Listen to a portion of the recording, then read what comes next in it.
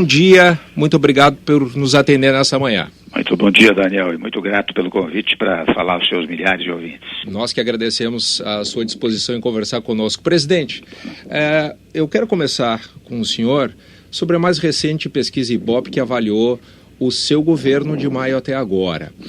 14% aprovam, 39% reprovam a gestão. Como o senhor recebe esse resultado que indica uma insatisfação dos brasileiros? Com a maior tranquilidade, viu, Daniel? Porque, em primeiro lugar, qualquer pesquisa agora não é reveladora da totalidade do governo. Você vê, eu fiquei 4 meses no interinato, era presidente interino, né? Portanto, com muitas limitações. E estou praticamente há um mês e pouco, como presidente efetivo. E já fizemos muitas coisas que antes não se faziam, especialmente numa conexão, numa conjugação muito grande de esforços entre o governo e o legislativo, né? Primeiro ponto. Segundo ponto, você sabe que eu não estou minimamente preocupado com popularidade. O que me preocupa, sim, é dar emprego ou tentar fazer uma política nesses 2 anos e pouco que dê emprego a 12 milhões de desempregados. Se no final da gestão, vou só exemplificar para você, né, Daniel, eu tiver 3, 4% de popularidade e os 12 milhões de desempregados me aplaudirem porque foram empregados, eu estou felicíssimo, estou satisfeito, terei cumprido a minha missão. Carolina Bahia fala com o senhor direto de Brasília. Bom dia, presidente. Bom dia, Carolina. Presidente, a comissão especial aprovou ontem a chamada PEC do teto de gastos e tudo indica que o plenário da Câmara vai aprovar esse texto na próxima segunda-feira. Mas a oposição já está chamando esta proposta de PEC do arroxo, porque pode limitar os investimentos em saúde e educação. Como o senhor pode se comprometer que esses 2 setores fundamentais para a sociedade, saúde e educação, não serão prejudicados por essa PEC? Acho que pode mandar a oposição ler o texto, Carolina, porque você sabe que o teto é de natureza global, quer dizer, o teto geral é que será estabelecido. Não significa que existe um teto para a saúde, um teto para a educação, um teto para a cultura, um teto para a justiça. Ou seja, saúde e educação continuarão a ser prestigiadas. E mais ainda, é preciso que mande examinar o orçamento que nós mandamos para 2017. Você sabe, Carolina, que nós fizemos já o orçamento de 2017 como se o teto estivesse aprovado, não é? E lá você verifica que tanto saúde como educação tiveram um aumento nas suas verbas em relação a 2016. Portanto, digamos assim, eu não fico apenas nas palavras, mas fico na ação, né? Agora, isso também não me preocupa muito, porque a oposição, é natural que eles façam dessa maneira, apenas deveriam pensar no seguinte, que essa não é exatamente uma questão de governo, né, Carolina? É uma questão de Estado. E questão de Estado significa que para hoje e para amanhã e depois da manhã. Então, hoje eu estou aqui, amanhã serão outros, depois da manhã outros. Então, nós precisamos recuperar o Estado agora para que em 2018, quem esteja no lugar possa receber um Brasil mais tranquilo sob todos os pontos de vista, inclusive sob o ponto de vista do ajuste fiscal, né? Então, eu acho que aos poucos, e você veja, hoje eu li nos jornais, por exemplo, que o FMI já verifica um saldo positivo a partir do ano que vem. Verifiquei mais, que associações de indústria, comércio, etc., estão publicando matérias, publicações pagas naturalmente, né, pedindo que se aprove a teto dos gastos, né, porque isso vai gerar investimentos, investimento vai gerar emprego. Eu acho que é simplesmente isso, viu, Carolina? Bom dia, presidente. É a Rosane que fala com o senhor. Pois não, Rosane, bom dia. Presidente, já é conhecida a contribuição que os brasileiros do andar de baixo, digamos assim, terão que dar para o ajuste fiscal, começando pela reforma da Previdência. Agora eu lhe pergunto, qual será o sacrifício que será imposto aos que estão no andar de cima e que dependem menos dos serviços públicos? Será exatamente no tocante aos investimentos. Nós não vamos, digamos assim, fazer nenhuma desoneração, nós não vamos beneficiá-los de maneira que possam produzir mais, eles têm que produzir mais em face da política econômica do país. Primeiro ponto. Segundo ponto, nós não estamos pensando em tributo, né, Rosane? Você percebeu que desde, enfim, esses 4, 5 meses, não se falou, por exemplo, mais em CPMF, não é? Nós estamos pensando em CPMF como se pensava e se alardeava-se muito durante um bom período. Então nós não vamos pensar em tributo, naturalmente, e quanto aos mais pobres, né, você sabe que, diferentemente do que se diz, nós estamos prestigiando, por exemplo, o Bolsa Família, que é um programa do governo anterior, e nós não temos nenhum preconceito em relação a isso, ou seja, aquilo que é bom deve continuar, mas deve continuar revalorizado.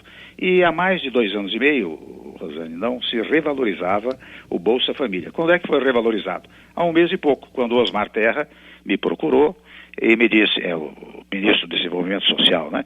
E me disse, olha, 2 anos e pouco que não há revalorização, então vamos revalorizar o Bolsa Família. Minha Casa Minha Vida, por exemplo, que também se destina às camadas naturalmente mais pobres, né?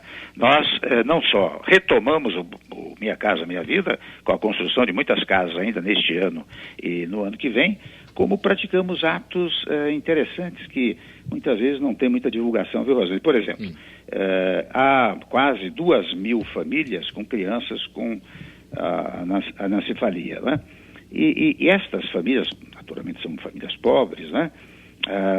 Nós fizemos o seguinte no Bolsa Família, ela não se submete a sorteio, a nenhum outro critério. Se demonstrar que tem filho com essa doença, imediatamente vai para receber a casa, né? Então, nós estamos governando para o país, quer dizer, para os mais pobres e, naturalmente, para toda a sociedade. Deixa eu puxar a nossa conversa aqui para o Rio Grande do Sul, especificamente, presidente Michel Temer, porque o Rio Grande do Sul, o senhor deve saber, vive uma situação absolutamente dramática em relação à segurança pública. Não é uma exclusividade no nosso estado, mas aqui, presidente, nós estamos em situação de emergência. O Ministério da Justiça conseguiu oferecer até agora para a gente 130 homens da Força Nacional de Segurança. Pode mais, presidente? Olha, você sabe que o governador Sartori ainda ontem esteve comigo aqui em Brasília, né? E nós estávamos conversando também um pouco sobre isso. No passado, há coisa de 20 dias, 1 mês mais ou menos, ele me disse exatamente dessa situação dramática aí no Rio Grande do Sul. E o ministro da Justiça, o Alexandre de Moraes, mandou um pedaço da Força Nacional para ir. E a notícia que eu tenho, viu, Daniel, é que a simples presença da Força Nacional já criou um impacto, porque parece que reduziu, ainda que momentaneamente, essa criminalidade. Ora, o problema da segurança pública, como você diz, não é apenas uma coisa do Rio Grande do Sul. Lamentavelmente, é algo, na verdade, que toma, digamos assim, leva à preocupação de todos os estados brasileiros. O Alexandre de Moraes está se reunindo com os secretários da Segurança, está traçando planos sobre como reequacionar a segurança pública no país. O senhor acha que o governo pode oferecer mais para os estados nesse caso? Eu acho que pode, porque os estudos estão caminhando nessa direção. Presidente, segurança é um dos problemas dos muitos do Rio Grande do Sul. O senhor conversou com o governador Sartori e sabe que o estado vive uma situação dramática em relação às suas finanças e espera uma contribuição da União. Que tipo de contribuição o Rio Grande do Sul pode contar? Há, por exemplo, a possibilidade de a União devolver ao estado recursos que foram investidos lá nos anos 80 nas estradas federais? Olha, em primeiro lugar, até vou dizer a você sabe que há queixa de outros estados, né? Porque quando nós fizemos aquela repactuação das dívidas, nós isentamos vários estados, entre os quais naturalmente o Rio Grande do Sul. Aliás, isentamos todos. Apenas a acusação, digamos assim, o argumento de outros estados é que aquela repactuação da dívida, e você veja, eu quero que os ouvintes ouçam, né? Na verdade, o pagamento da dívida neste ano, nesses 6 meses, está isentado. O Rio Grande do Sul não pagará nada para a União. A partir de janeiro, ele começa a pagar 5% da dívida em janeiro, 10% em fevereiro. Portanto, fica uma verba aí para o Rio Grande do Sul que é para dar por este respiro financeiro, não é? Em primeiro lugar. Em segundo lugar, ontem ainda tivemos uma reunião, vários governadores, falando da questão da Previdência, né? A Previdência é algo que ajuda, digamos assim, a quebrar os estados. Aí no Rio Grande do Sul, o governador Sartori até conseguiu, né, um aumento da contribuição, penso eu que para 13,25, se não me engano, né? Isso já foi no governo anterior, 13,25. A novidade aqui é que ele conseguiu aprovar a Previdência Complementar. Isso, exatamente. Então houve exatamente esse fato, né? Então é claro que nós vamos fazer esforço. Agora, a União também tem suas dificuldades, né? Então nós conversamos ontem, aliás, com todos os estados, E volto a dizer, uma coisa são os estados do Sul e Sudeste, que segundo os demais foram beneficiados com aquela repactuação, portanto são observações, postulados destes estados do Sul e Sudeste e outros postulados de estados de Norte e Nordeste. A União vai fazer o possível, evidentemente, para colaborar com os estados, né? Vamos ver as medidas econômicas possíveis e aquilo que for possível nós faremos, porque eu tenho dito muito reiteradamente que a União só será forte se os estados forem fortes. Presidente, um dos principais assuntos da campanha eleitoral desse ano, campanha municipal, foi a questão de combate à corrupção, a cobrança dos eleitores para uma postura mais ética dos políticos. Mas, em seguida, o senhor nomeou para o Ministério do Turismo um político que é réu no Supremo Tribunal Federal, o Marques Beltrão. Isso não causa mais desgaste político para o seu governo, nomear um ministro réu? Eu até agradeço a sua pergunta, viu? Porque ela permite um esclarecimento. Em primeiro lugar, você sabe que o Marques Beltrão não está envolvido em coisa de lava-jato, né? Quando se fala em corrupção, sempre vem a ideia da lava-jato. E você vai me permitir, exatamente com a sua pergunta, explicar a situação. O Marques Beltrão foi prefeito de uma pequena cidade lá de Alagoas e, enquanto prefeito, expediram umas guias de recolhimento que foram encaminhadas ao INSS a respeito de um recolhimento de uma verba patronal. Ora, quando mandaram as guias, isso foi a prefeitura, né? Mandaram as guias, o promotor detectou que não tinha sido recolhido o valor mencionado na guia, vamos dizer assim, né? Então, ele entrou com uma ação contra o Marques Beltrão. Quando eles se deram conta, eles foram lá e recolheram a integralidade do valor. Primeiro ponto. Segundo ponto, quando o Marques Beltrão foi indicado, eu esperei um pouco para verificar se o Supremo Tribunal Federal, sim, porque eu esclareço, estava em primeiro grau de jurisdição, quando ele virou deputado, veio aqui para o Supremo. Mas eu verifiquei depois que o Supremo só vai julgar isso pelo ano que vem. O que é que fez o Marques Beltrão? Ele me trouxe um parecer do professor Aristides Junqueira, mostrando aquilo que todos sabem. Ou seja, quando há o pagamento daquele débito, a jurisprudência do Supremo é pacífica. Ele juntou vários acórdãos de ministros atuais, mostrando que, havendo pagamento, não há razão para condenação. Então, tudo indica, viu, que ele, embora denunciado, né, nesse histórico que eu estou fazendo, ao final deverá ser absolvido. E veja, eu falo isso com toda cautela, porque eu não sei o que o Supremo vai decidir. Mas tudo indica, pelos precedentes, que não haverá condenação. Então, quando se fala no Marques Beltrão denunciado, não é em função da Lava Jato, daí é outra história, né?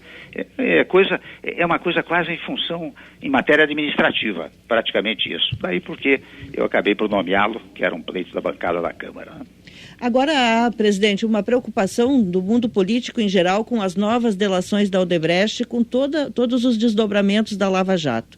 E ontem, com o fatiamento pelo Supremo Tribunal Federal do inquérito mãe, há uma parte que vai investigar especificamente os parlamentares, as pessoas que têm foro privilegiado do seu partido. Como é que o senhor vai tratar os aliados que estiverem que caírem na malha fina da Lava Jato?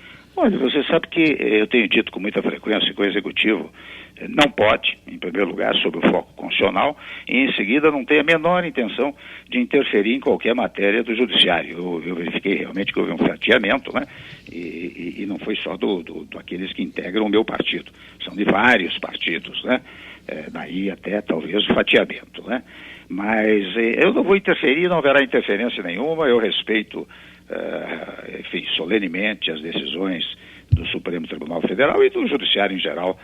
Em momento algum eu disse que haveria qualquer possibilidade de interferência. Então quem estiver sendo investigado responderá no inquérito ou na eventual denúncia. Mas se algum dos seus ministros for citado nessa nova leva de delações, o senhor vai afastar como afastou Romero Jucá lá no início do governo? Você sabe que eu não afastei os ministros, é interessante, quando surgiu a delação, porque hoje é assim, né? Alguém delata alguém, pronto, ele está definitivamente condenado, não é?